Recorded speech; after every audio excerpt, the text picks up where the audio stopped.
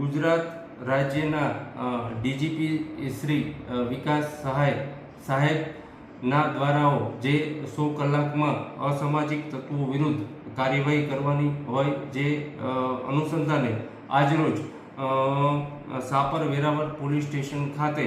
અમારા આઈજીપી શ્રી અશોકકુમાર યાદવ સાહેબ તેમજ અમારા એસપી શ્રી હિમકરસિંહ સાહેબની સૂચના અન્વયે સાપર પોલીસ સ્ટેશન ખાતે કુલ 15 દબાણકારો જે અસામાજિક તત્વો હોય તેઓની કુલ